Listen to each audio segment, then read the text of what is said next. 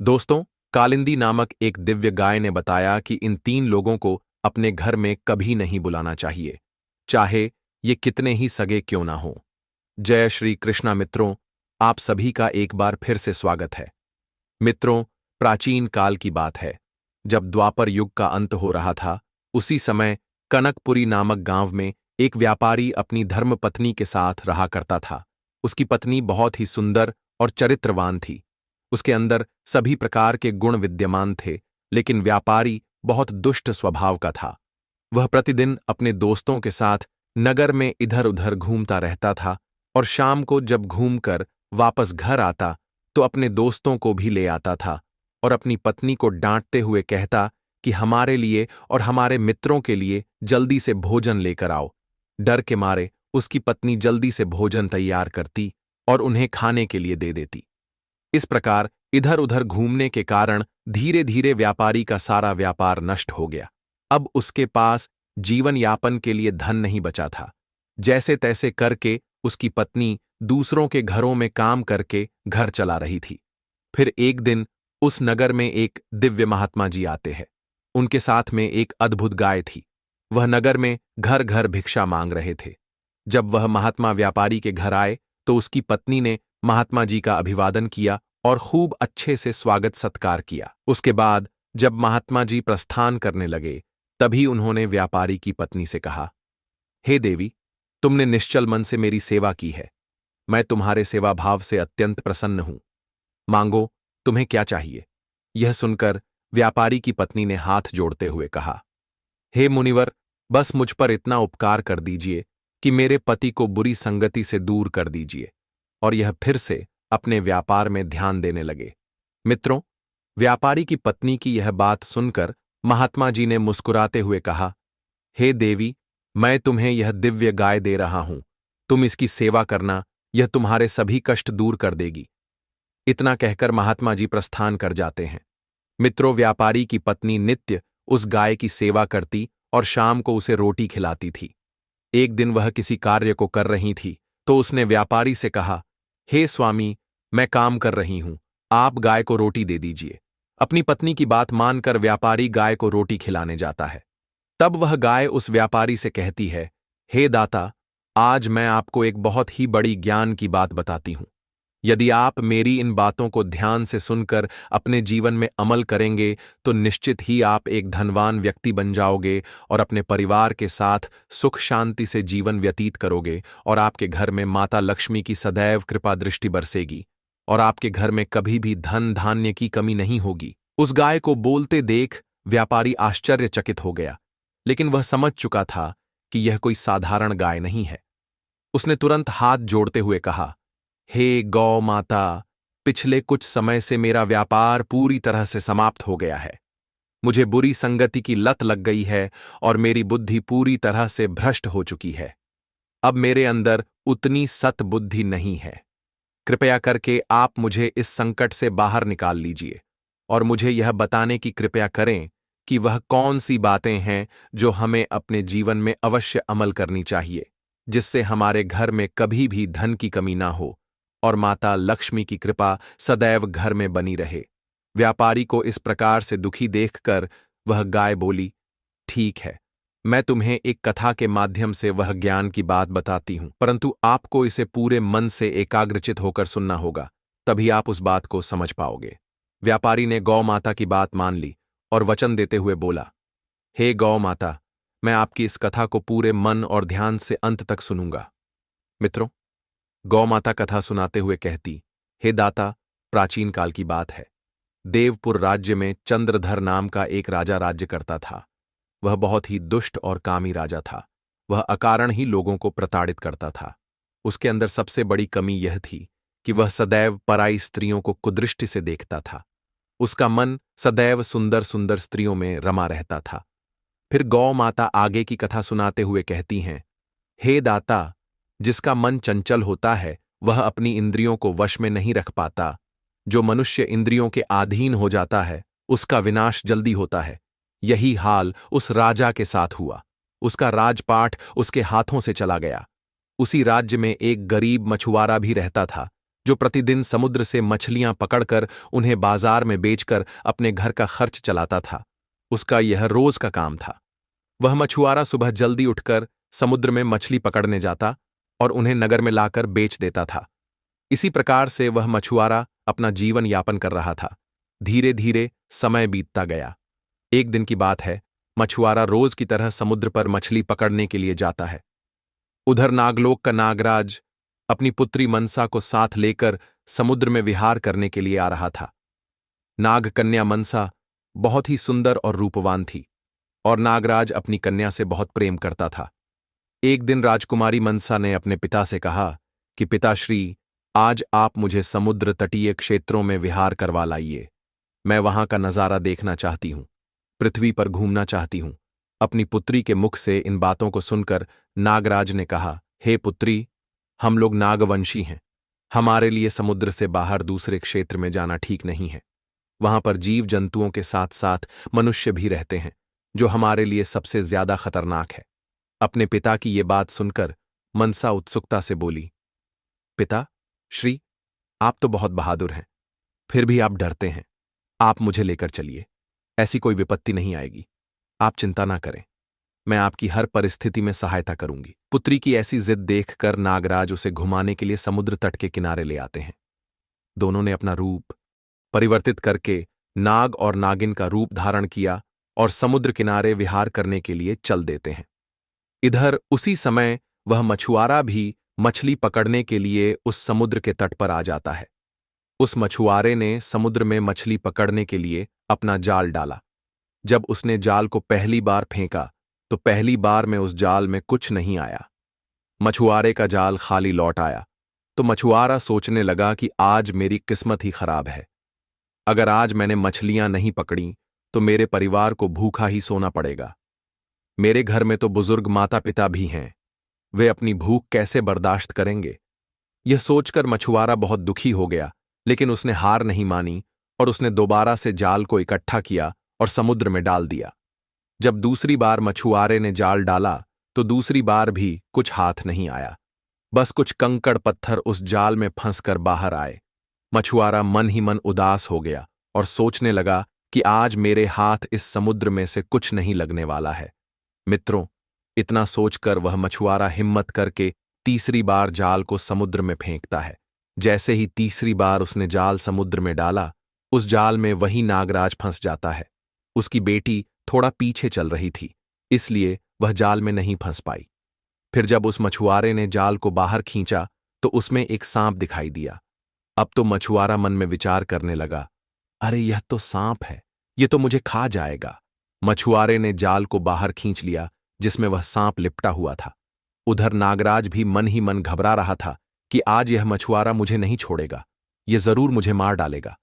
जब नागपुत्री मनसा ने देखा कि उसके पिता मछुआरे के जाल में फंस गए हैं तो वह घबरा जाती है और सोचने लगती है, अगर मेरे पिता को कुछ हो गया तो इसकी कसूरवार मैं होऊंगी, क्योंकि मैंने ही पिताजी से यहां आने के लिए हठ किया था।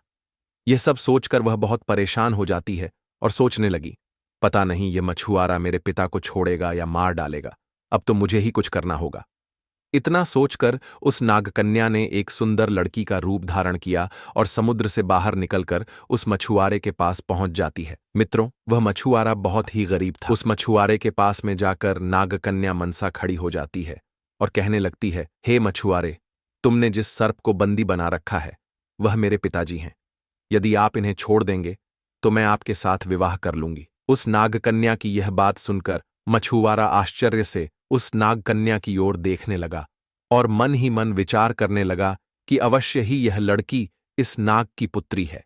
यह तो अत्यंत ही सुंदर और रूपवान है और यह अपने पिता को छोड़ने के बदले में मुझसे विवाह करने के लिए तैयार है। ऐसी सुंदर पत्नी तो मुझे 7 जन्मों में भी नहीं मिलेंगी। अगर इस लड़की से मेरा विवाह हो जाएगा तो बहुत आश्चर्य की बात होगी। फिर मछुआरे ने नागकन्या मनसा से कहा, मैं तुम पर कैसे विश्वास कर लूं? तभी जाल में फंसे हुए नागराज ने कहा, बेटा, इस बात का आश्वासन मैं देता हूं कि अगर तुमने मुझे मुक्त कर दिया तो इसी क्षण मैं अपनी बेटी का विवाह तुम्हारे साथ कर दूंगा। यह बात सुनकर मछुआरे को उनकी बातों पर विश्वास हो जाता है और फिर उसने नागराज को अपने जाल से मुक्त कर दिया। नागराज जाल से मुक्त होते ही अपने असली रूप में आ जाते हैं और उस मछुआरे से बोले, बेटा, तुमने आज मुझे अपने जाल से मुक्त करके मुझ पर बहुत बड़ा उपकार किया है। मैं तुम्हारा विवाह अपनी बेटी के साथ यहीं पर संपन्न करा देता हूं। फिर नागराज ने अपनी कन्या मनसा का विवाह वैदिक रीति रिवाज से समुद्र के किनारे ही संपन्न करा दिया। उसके बाद उसने अपनी पुत्री को मछुआरे के साथ में विदा कर दिया। मछुआरा इतनी सुंदर पत्नी को पाकर बड़ा प्रसन्न था। फिर वह अपनी पत्नी के साथ झोपड़ी में लौट आता है। झोपड़ी पर आने के बाद जब वह कन्या देखती है कि मेरा पति तो बहुत गरीब है, लेकिन मित्रों, यह सब देखने के बाद भी उसके मन में अपने पति के प्रति बिल्कुल भी घृणा नहीं आई। अगर मित्रों कोई आज की कन्या होती तो अपने पति को कोसने लगती और वहीं बैठकर रोने लगती कि मैंने तो अपने हाथों ही अपने पैर में कुल्हाड़ी मार ली है। लेकिन मनसा ने बिल्कुल भी ऐसा नहीं किया। वह एक पत्नी की तरह जाकर उस झोपड़ी में रहने लगी।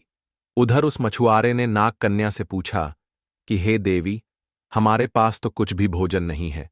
तुमने मुझसे विवाह तो कर लिया, पर क्या तुम मेरे साथ इस झोपड़ी में खुश रह पाओगी? तब नाग कन्या कहने लगी, हे स्वामी, आप मेरे पति हैं। मैंने आपके साथ विवाह किया है। मेरे पिता ने स्वयं अपने हाथों से मेरा कन्यादान किया है और अब आपका हर तरह से सहयोग करना मेरा पत्नी धर्म है। आप जहां पर जो काम करेंगे मैं उसमें आपकी सहायता जरूर करूंगी। आपको कभी किसी मुसीबत में अकेला नहीं छोड़ूंगी। प्रिय मित्रों, आगे की कथा सुनाते हुए वह दिव्य गाय कालिंदी व्यापारी से कहती है, हे दाता। इस प्रकार से अब वह दोनों अपनी झोपड़ी में रहने लगे। मछुआरे का तो प्रतिदिन का वही काम था, सुबह उठकर समुद्र तट पर जाना और वहां से मछलियां पकड़कर नगर में बेचना। एक दिन की बात है, राजा चंद्रधर का एक सैनिक नगर में विहार करने के लिए अपने घोड़े पर सवार होकर जा रहा था। तभी उसकी नजर मछुआरे की झोपड़ी पर पड़ी। उसने जब देखा कि झोपड़ी के अंदर एक अत्यंत ही सुंदर स्त्री बैठी है तो वह हैरान रह गया, क्योंकि उसने इतनी सुंदर स्त्री जीवन में इससे पहले कभी नहीं देखी थी।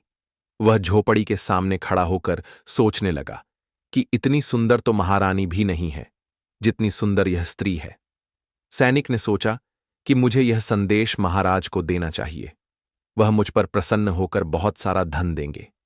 यह सोचकर सैनिक महल की ओर वापस लौट जाता है और राजा चंद्रधर के पास पहुंचकर कहता है, हे महाराज, हमारे राज्य में जो मछुआरा है उसकी इतनी सुंदर पत्नी है कि आपकी जितनी भी रानियां हैं वह सब उसकी सुंदरता के सामने धूमिल है।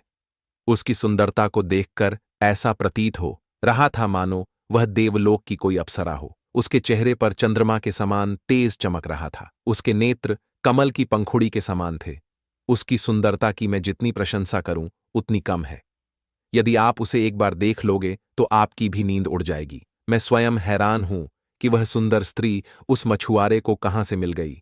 जिस स्त्री को इस महल की सुंदरता बढ़ानी चाहिए वह एक गरीब की झोपड़ी में चमक रही है। सैनिक की बात सुनकर राजा चंद्रधर ने कहा, सैनिक, मुझे विश्वास कैसे होगा कि मछुआरे के घर में उसकी इतनी सुंदर पत्नी है। तब सैनिक ने कहा, हे महाराज, आप स्वयं चलकर देख लीजिए। सैनिक के कहने पर राजा उसके साथ अपने रथ पर सवार होकर मछुआरे की झोपड़ी की ओर चल देता है। थोड़ी देर में वह उस झोपड़ी के पास जा पहुंचते। जब मछुआरे ने देखा कि उसके द्वार पर स्वयं महाराज आए हैं तो मछुआरे ने महाराज को देखकर उनका खूब आदर सत्कार किया। वह एकदम से महाराज के चरणों में गिर गया और कहने लगा, हे महाराज, आज आपने मेरे घर पर पधारने का कैसे कष्ट किया? मुझे बता देते तो मैं स्वयं चला आता। मछुआरे की बात सुनकर राजा चंद्रधर ने उस मछुआरे से कहा, हे मछुआरे, तुम्हें यह इतनी सुंदर पत्नी कहां से प्राप्त हुई है? तुम इसे कहां से लेकर आए हो? यह तो किसी राजा की रानी मालूम पड़ती है। राजा की बात सुनकर मछुआरा सारा वृतांत सुना देता है। फिर उसने कहा, हे महाराज, इसने समुद्र तट पर मेरे साथ वैदिक रीति रिवाज से विवाह किया है। अब यह मेरी पत्नी है। मछुआरे की बात सुनकर राजा ने मछुआरे से कहा, हे मछुआरे, तुम्हारे पास इतनी सुंदर पत्नी नहीं हो सकती।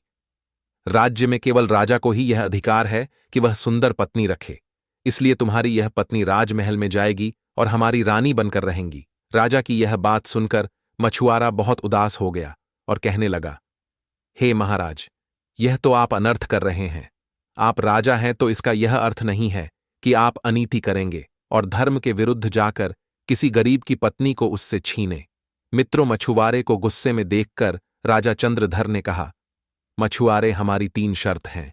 अगर तुम तीनों शर्तें जीत जाते हो तो यह स्त्री तुम्हारे पास रहेगी, और यदि हार गए तो तुम्हें अपनी पत्नी को मेरे साथ राजमहल में भेजना होगा और तुम्हें इस नगर को छोड़कर जाना होगा। राजा चंद्रधर की यह बात सुनकर मछुआरा कहने लगा, महाराज, मैं आपकी शर्तों को कैसे पूरा कर सकता हूं? मैं एक साधारण गरीब मछुआरा हूं। फिर राजा ने कहा, अगर तुम्हें सुंदर पत्नी को रखना है तो हमारी शर्तों को मानना होगा। इतना कहकर राजा और सैनिक राजमहल को लौट गए। इधर मछुआरा उदास मन से अपनी पत्नी मनसा के पास पहुंचता है। मनसा ने जब अपने पति का चेहरा उदास देखा तो कहने लगी, हे स्वामी, क्या बात है? आज आप बहुत चिंतित दिख रहे हैं। आपकी चिंता का कारण क्या है? क्या राजा की धमकी से आप डर गए? तब मछुआरा कहने लगा, हे प्रिय, मैं क्या करूं? मैं धर्म संकट में फंस गया हूं। वह राजा है और तुम तो जानती ही हो कि राजा जोगी अग्निजल इनकी उलटी रीत होती है। इनसे सदैव बचकर चलना चाहिए। राजा जिस स्त्री को चाहे उसे भूलकर भी नहीं चाहना चाहिए। फिर मछुआरा आगे कहने लगा, हे प्रिय, मैं सच कहता हूं, यदि तुम मेरे पास रहोगी तो राजा हमें रहने नहीं देगा। राजा हमें मार डालेगा। इसलिए मैं तुमसे आग्रह करता हूं कि तुम महाराज के महलों में चली जाओ। तुम्हारा जीवन भी स्वर्ग हो जाएगा और मेरी जिंदगी भी बच जाएगी। मछुआरे को इस प्रकार से चिंतित देखकर नाग कन्या मनसा कहने लगी, हे पतिदेव, आपने कैसे कह दिया कि मैं राजा के साथ चली जाऊंगी? मेरा विवाह तो आपके साथ संपन्न हुआ है। स्वयं मेरे पिता ने तुम्हारे साथ मेरा विवाह किया है। मेरे लिए तो आप ही राजा हैं और आपकी झोपड़ी ही मेरे लिए महल है। मैं अंतिम सांस तक आपके साथ रहूंगी। मैं कभी तुम्हारा साथ नहीं छोड़ूंगी। अपनी पत्नी की बात सुनकर मछुआरा बोला, हे प्रिय, तुम ठीक कहती हो, परंतु राजा की शर्तों का पालन कैसे होगा? यदि मैंने उसकी शर्तों का पालन नहीं किया तो वह बहुत ही दुष्ट और क्रूर है। वह मुझे अकारण ही मृत्यु की सजा सुना देगा। अब तुम ही बताओ, राजा की शर्तों को पूरा कैसे किया जाए? अपने पति को समझाते हुए नाग कन्या मनसा ने कहा, हे स्वामी, आप राजा के दरबार में जाओ और राजा से उसकी शर्तों के बारे में पूछना और राजा से कहना कि हे महाराज, हम आपकी शर्तें पूरी करने को तैयार हैं। अगर हमने आपकी शर्तों को पूरा कर दिया तो आपको भी देश से निकलना होगा, आपको भी राज्य छोड़ना होगा। शर्त हारने के बाद आपको भी इस राज्य पर राज्य करने का अधिकार नहीं होगा। मछुआरे ने ऐसा ही किया। अगले दिन सुबह होते ही वह मछुआरा राजा के दरबार में पहुंच जाता है और राजा के सम्मुख खड़ा होकर निडरता से कहता है, हे महाराज, मैं आपकी शर्तों को पूरा करने के लिए आया हूं। कृपया अपनी शर्तें बताइए। मित्रों, राजा चंद्रधर ने अपनी शर्त बताते हुए कहा, मुझे यह बताओ कि समुद्र में कितनी मछलियां हैं? मित्रों, राजा का प्रश्न सुनकर मछुआरा कहने लगा, हे महाराज, मुझे आपकी शर्त मंजूर है। मैं आपको कल आकर आपके इस प्रश्न का उत्तर दूंगा, लेकिन मेरी भी शर्त है। यदि मैंने इस प्रश्न का उत्तर दे दिया और आपकी शर्त पूरी कर दी तो आपको भी देश छोड़कर निकलना होगा। राजा कहने लगा, ठीक है, मुझे तुम्हारी शर्त मंजूर है। राजा ने शर्त मंजूर कर ली और पूरे शहर में ढिंढोरा पिटवा दिया कि कल राजा के प्रश्न का उत्तर देने के लिए मछुआरा दरबार में उपस्थित होगा। अगर वह राजा की शर्त नहीं पूरी कर पाएगा तो उसे अपनी पत्नी महाराज को सौंपनी होगी। मित्रों, मछुआरे ने शर्त तो स्वीकार कर ली थी, लेकिन वह मन ही मन भयभीत भी था और सोच रहा था, यह कैसी शर्त है? भला समुद्र में कितनी मछली है, वह कैसे गिन सकता है? उसने ज्यादा विलंब न करते हुए राजमहल से अपनी झोपड़ी की ओर लौट आया। झोपड़ी में आकर उसने अपनी पत्नी को इस प्रश्न के बारे में बताया तो उसकी पत्नी ने मछुआरे को आश्वासन देते हुए कहा, हे स्वामी, आप चिंता न कीजिए। मेरे पिता के दरबार में एक विद्वान मंत्री जी रहते हैं। उनके पास इस प्रश्न का कोई न कोई उत्तर अवश्य होगा। मित्रों, आगे की कथा सुनाते हुए गौ माता व्यापारी से कहती हैं, हे दाता, वह नाग कन्या अपने पति से आज्ञा लेकर समुद्र के तट पर जाती है और अपना रूप बदलकर पाताल लोक में अपने पिता नागराज के पास जा पहुंचती हैं और नागराज को सारी कहानी सुनाती है। अपनी पुत्री की बात सुनकर नागराज कहने लगा, पुत्री, अगर ऐसी बात है तो तुम चिंता मत करो। मैं तुम्हें अभी इसका उत्तर अपने मंत्री से पूछकर बताता हूं। नागराज ने मंत्री से प्रश्न पूछा तो मंत्री ने उत्तर देते हुए कहा, हे महाराज, इस प्रश्न का उत्तर तो स्वयं उस राजा को भी नहीं पता होगा जिसने यह प्रश्न पूछा है, परंतु फिर भी मैं उसके इस प्रश्न से बचने के लिए एक उपाय बताता हूं। मित्रों, उस मंत्री ने नाग कन्या से कहा, बेटी, अगले दिन जब तुम्हारा पति दरबार में जाएगा तो उससे कह देना कि वह राजा से कह देगा, महाराज, मैंने मछलियों की गिनती कर ली है। जब राजा पूछे कितनी है तो बोल देगा कि मेरा सिर पर जितने बाल है समुद्र में उतनी मछलियां हैं। मित्रों, इस प्रश्न का उत्तर पाकर नाग कन्या प्रसन्नता से अपनी झोपड़ी को लौट आती है और अपने पति से बता देती है। अगले दिन सुबह होते ही मछुआरा राजा के दरबार में जा पहुंचता है। दरबार में पहले से ही नगरवासियों की भीड़ लगी थी। वह सभी यह जानना चाहते थे कि आखिर मछुआरा इतनी जटिल शर्त को पूरा कैसे करेगा। मित्रों, मछुआरे को अपने सामने खड़ा देख राजा चंद्रधर ने मछुआरे से कहा, तो बताओ मछुआरे, समुद्र में कितनी मछलियां हैं?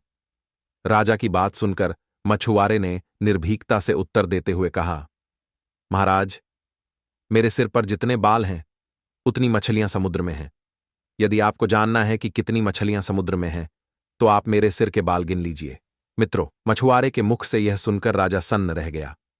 वह समझ गया कि मछुआरा बहुत चालाक है और सभा में उपस्थित सभी नागरिक मछुआरे के इस उत्तर को सुनकर हंसने लगे और उसकी सराहना करते हुए जय जयकार करने लगे। तभी राजा और सैनिक ने मछुआरे से कहा, सुन मछुआरे, अभी हम शर्त नहीं हारे हैं। हमने तुमसे 3 शर्तें पूरा करने को कहा था। अभी हमारी 2 शर्तें बाकी हैं। तब मछुआरा कहने लगा, हे महाराज, आप अपनी दूसरी शर्त भी बताइए। मित्रों, राजा ने दूसरी शर्त बताते हुए कहा, मछुआरे, तुम एक ऐसी टोकरी लेकर आओ जो राज्य के बाहर बह रही नदी के बहाव को उल्टा कर सके।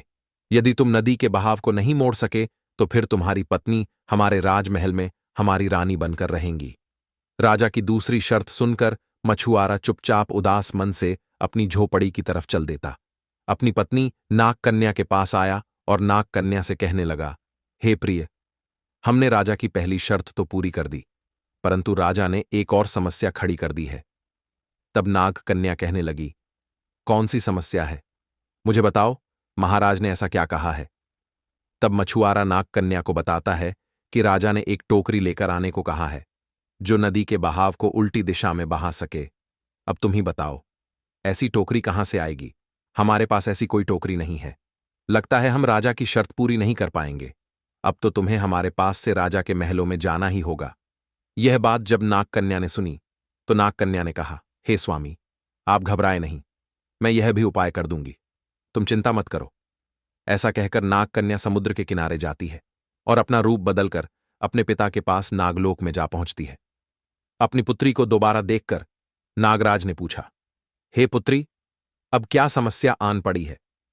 तब नाग कन्या मनसा कहने लगी, पिताश्री, आप तो जानते ही हो कि वह दुष्ट राजा चंद्रधर हमारे पीछे पड़ा हुआ है। वह मुझे पाने के प्रयास में मेरे पति के सामने नई नई शर्तें रख रहा है। अगर शर्त पूरी नहीं हुई तो राजा चंद्रधर मुझे अपनी रानी बनाकर ले जाएगा। फिर नागराज ने पूछा, पुत्री, इस बार तुम्हारी क्या इच्छा है? नाग कन्या कहने लगी, पिता श्री, आप तो जानते ही हैं कि आपने स्वयं मेरा विवाह उस मछुआरे से किया है और अब वही मेरा पति है। मैं उस मछुआरे को कदापि नहीं छोड़ सकती हूं। मित्रों, फिर नाग कन्या ने बताया कि राजा ने दूसरी शर्त रखी है कि एक ऐसी टोकरी लेकर आओ जो नदी के बहाव को उल्टी दिशा में बहा सके। यदि मेरे पति ऐसा नहीं कर पाए तो वह मुझे उनसे अलग कर देगा। अपनी पुत्री की बात सुनकर नागराज बोले, हे पुत्री, तुम चिंता मत करो, मेरे पास भगवान शिव की दी हुई एक दिव्य टोकरी रखी हुई है। उस टोकरी को तुम ले जाओ। जैसे ही तुम उस टोकरी को नदी में डालोगी, नदी का बहाव उल्टा हो जाएगा। मित्रों, फिर नाग कन्या उस टोकरी को लेकर अपनी झोपड़ी में चली आती है और अपने पति से कहने लगती है, हे पतिदेव, यह टोकरी आप जैसे ही नदी में डालोगे वैसे ही नदी का बहाव उल्टी दिशा में बहने लगेगा और आप राजा की शर्त को पूरा कर देंगे और उसे पराजय का मुंह देखना पड़ेगा। अगले दिन वह मछुआरा उस टोकरी को लेकर नदी किनारे गया जहां पहले से ही यह कारनामा देखने के लिए लोगों की भीड़ एकत्रित थी। राजा ने कहा, मछुआरे, तुम अपनी टोकरी को नदी में डालकर नदी के बहाव को उलटा करके दिखाओ। अगर तुम्हारी टोकरी ऐसा नहीं कर पाई तो तुम्हारी पत्नी फिर हमारी हो जाएगी। मित्रों, राजा के इतना कहते ही उस मछुआरे ने अपनी टोकरी उस नदी में डाली तो नदी का बहाव उल्टी दिशा में बहने लगा। यह देखकर वहां एकत्रित सभी लोग हैरान हो गए। सभी लोग कहने लगे, महाराज, मछुआरे ने अपनी शर्त पूरी कर ली, इसकी जीत हुई और आप हार चुके हो। राजा भी जानता था कि यह उसकी दूसरी हार है, लेकिन उसके पास अभी भी एक अवसर था। उसने मछुआरे की ओर देखते हुए कहा, ठीक है, तुमने अपनी 2 शर्तें पूरी कर ली है, लेकिन अभी मेरी एक आखिरी शर्त बाकी है। यदि तुम उसमें विजय हो गए तो तुम इस देश के राजा बन जाओगे, और यदि मैं जीत गया तो तुम्हें देश से निकलवा दूंगा और तुम्हारी पत्नी हमारे महलों की रानी बनेगी। राजा की बात सुनकर मछुआरा बोला, महाराज, आप अपनी तीसरी शर्त भी बताइए। राजा ने अपनी तीसरी शर्त बताते हुए कहा, मछुआरे, हमारी तीसरी शर्त यह है कि तुम्हें हमारे साथ युद्ध लड़ना पड़ेगा। इस लड़ाई में जो विजेता होगा वह यहां का राजा बनेगा, और जो हार जाएगा वह इस देश को छोड़कर चला जाएगा। मित्रों, युद्ध की बात सुनकर मछुआरा घबरा जाता है। सोचने लगता है कि 2 शर्तें तो मैं अपनी पत्नी की वजह से जीत गया हूं, लेकिन राजा की तीसरी शर्त कैसे जीत सकूंगा? यह तो राजा है, इसे तो युद्ध कला का ज्ञान है और इसे शस्त्र चलाने में महारत हासिल है। मैं तो इसके सामने 2 पल भी नहीं टिक पाऊंगा। मैं तो एक साधारण सा मछुआरा हूं। मित्रों, राजा की यह शर्त सुनकर मछुआरा उदास मन से अपनी पत्नी के पास आता है। जब मनसा ने अपने पति का उदास चेहरा देखा तो वह समझ गई कि कोई न कोई घोर विपत्ति फिर से मेरे पति पर आ गई है। उसने अपने पति से पूछा, हे स्वामी, महाराज ने ऐसी कौन सी शर्त रख दी जिसके कारण आपका मन उदास हो रहा है? नाग कन्या के पूछने पर मछुआरा कहता है, हे प्रिय, यह राजा तो मेरी जान के पीछे ही पड़ गया है। मैं तुम्हें क्या बताऊं? राजा ने 2 दिन का समय दिया है और कहा है कि तीसरे दिन तुम्हें युद्ध के मैदान में हमसे युद्ध करना है। तुम्हारे पास जितनी सेना हो लेकर आ जाओ। जो विजय होगा वह यहां का राजा बनेगा, और जो पराजित हो जाएगा वह यह देश छोड़कर भाग जाएगा। अपने पति के मुख से राजा की यह शर्त सुनकर नाग कन्या बोली, आप घबराओ मत। जब तक मैं तुम्हारे साथ हूं तब तक तुम्हें डरने की कोई जरूरत नहीं है। मित्रों, नाग कन्या ऐसा कहकर अपने पिता के पास पहुंच जाती है और अपने पिता नागराज से सारी बात कह देती है कि मेरे पति को उस राजा से युद्ध लड़ना पड़ेगा। अगर युद्ध में वह हार गया तो उन्हें देश से निकाल दिया जाएगा और मुझे राजा अपनी पत्नी बना लेगा। मैं बहुत चिंतित हूं कि मेरे पति को तो युद्ध लड़ना भी नहीं आता है। मित्रों, अपनी बेटी के इस दुख को देखकर नागराज ने उसे समझाते हुए कहा, बेटी, तुम चिंता मत करो। मैं तुम्हें एक चमत्कारी जंजीर और एक डंडा दे रहा हूं। इसकी मदद से राजा और राजा की पूरी सेना को पराजित किया जा सकता है। इतना कहकर नागराज ने एक जंजीर और डंडा अपनी बेटी को दे दिया। नाग कन्या मनसा उसे लेकर अपने पति के पास आ गई और उसे समझाते हुए बोली, देखिए, आपके सामने चाहे कितनी ही विशाल सेना आ जाए, आप इस जंजीर और डंडे की मदद से उन सबको हरा सकते हो। तुम्हें सिर्फ इस जंजीर को आदेश देना है कि वह बांध दे। इतना कहते ही यह जंजीर उन सबको बंदी बना लेगी और यह डंडा उन पर मौत बनकर टूट पड़ेगा और मारते मारते उनका हाल बेहाल कर देगा। मित्रों, अगले दिन राजा अपनी सेना लेकर युद्ध के मैदान में आ जाता है। इधर मछुआरा अकेला हाथ में एक जंजीर और एक डंडा ली खड़ा रहता है। मछुआरे को देखकर राजा ने तंज कसते हुए कहा, मछुआरे, तुम मुझे अकेले पराजित करना चाहते हो। तुम्हारी सेना कहाँ है? लगता है तुम अकेले ही मरना चाहते हो। अभी भी तुम्हारे पास मौका है। तुम चुपचाप अपनी पत्नी को मुझे सौंप दो, मैं तुम्हें माफ कर दूंगा। राजा की ये बातें सुनकर मछुआरे ने कहा, राजा साहब, आप बातें मत कीजिए, आप युद्ध कीजिए। आप जब युद्ध में विजय होंगे तभी तो मेरी पत्नी को पा सकेंगे। पहले से इतने बड़े ख्वाब क्यों देखते हो? यदि आप मुझसे युद्ध में हार गए तो सोचो आपको यह देश छोड़कर जाना पड़ेगा। मछुआरे की यह बात सुनकर राजा चंद्रधर को क्रोध आ गया और उसने मछुआरे पर आक्रमण कर दिया।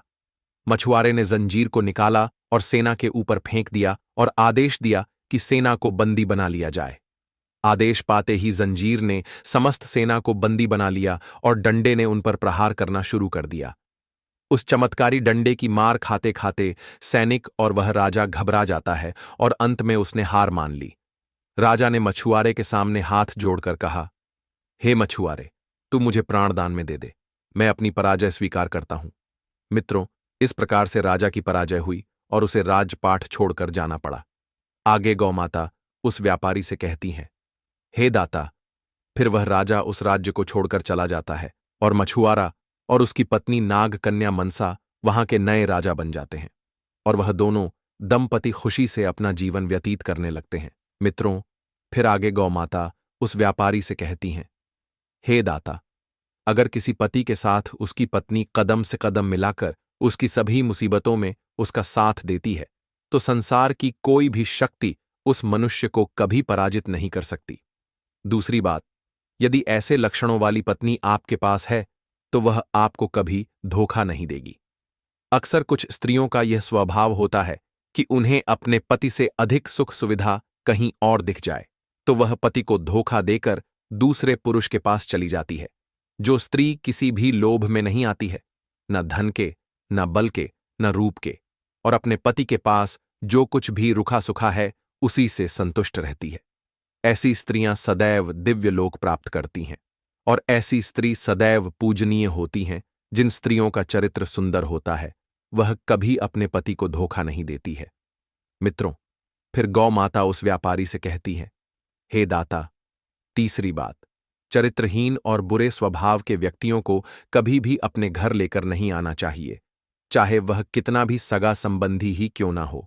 जो व्यक्ति अनैतिक कामों में लिप्त हो, झूठ बोलता हो, चोरी करता हो या दूसरों को नुकसान पहुंचाता हो, ऐसे लोगों को घर लाने पर घर की शांति और प्रतिष्ठा दोनों को हानि पहुंचती है। मित्रों, गाय माता की इन बातों को सुनकर व्यापारी ने प्रण लिया कि वह कभी बुरे लोगों के साथ नहीं रहेगा और सदैव सत्कर्म के मार्ग पर चलेगा। फिर कुछ ही दिनों बाद उस व्यापारी ने अपना व्यापार दोबारा से शुरू किया और फिर से वह धनवान बन गया। मित्रों, इस प्रकार से आज की यह कथा समाप्त हुई। आशा करते हैं इस कथा से आपने बहुत कुछ सीखा होगा और इसे अपने जीवन में अमल करेंगे। आपको यह कथा अच्छी लगी हो तो कमेंट में जय भोलेनाथ, जय श्री हरि विष्णु अवश्य लिखे। प्रिय मित्रों, वीडियो देखने के लिए आप सभी का बहुत बहुत धन्यवाद।